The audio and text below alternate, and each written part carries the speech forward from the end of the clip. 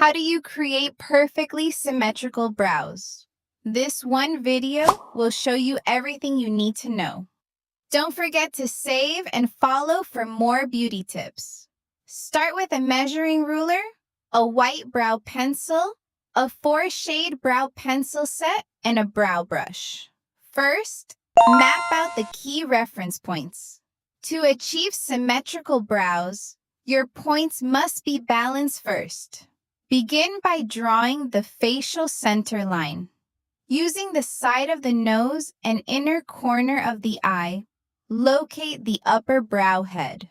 Then use the inner corner again to define the lower brow head. Today's model has a slightly square face shape. To create a slimmer visual effect, the brow arch should be positioned slightly forward. Place the arch around the center of the eye's white area. From the nose wing to the outer eye corner, determine the brow tail. After completing the vertical mapping, move on to the horizontal alignment. Use the highest point of the brow bone to create a horizontal guideline. Connect the points using the ruler. You'll notice one brow sits slightly lower overall. Extend the guideline gradually in sections and observe from the front. At this stage, facial asymmetries become much more visible. For example, one eye may appear larger with a double eyelid, while the other is smaller with a monolid. One brow may naturally grow lower, while the opposite side sits higher. These factors all affect overall symmetry. To create a more balanced brow shape, you need to find a visually harmonious midpoint. If one arch is higher than the other, measure the difference and mark it carefully. For a more symmetrical brow tail, draw a straight line from the arch toward the tail. Use the intersection point as your guide. At this point, you'll notice excess hairs around the tail area that can be removed. These stray hairs often disrupt the overall balance and contour. Next, apply a nude-toned brow pencil as a soft base layer. This helps the color develop faster and appear more translucent. Mark the mapped reference points once again. This is the lower brow head position. Today's model has a wider forehead, so a softly curved brow shape works beautifully. Combined with a square face shape, a gentle arch creates a softer and more refined appearance. The brow spacing can be set around 0.3. The center brow area may wrap slightly downward.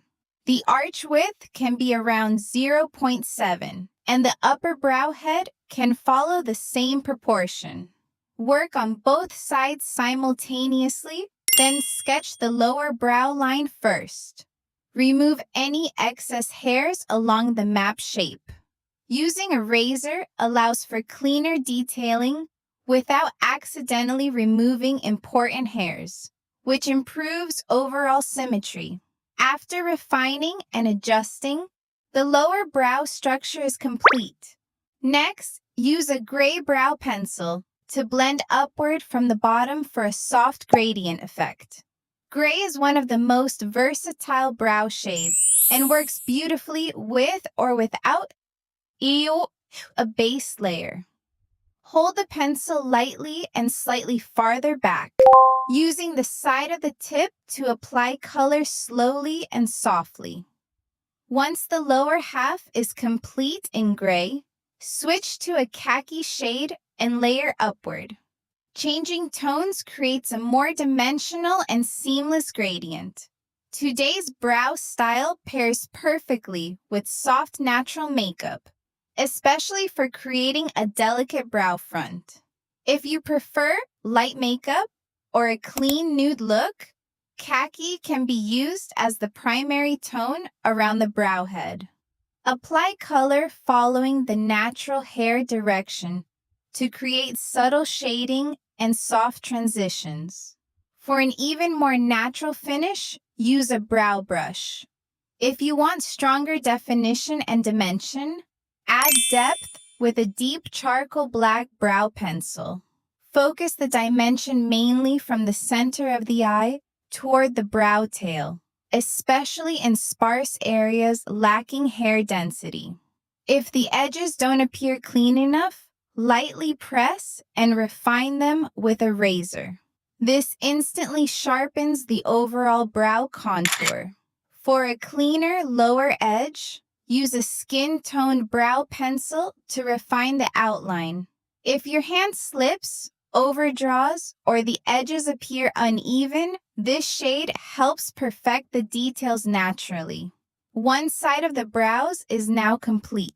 After refining the edges, this side is fully finished.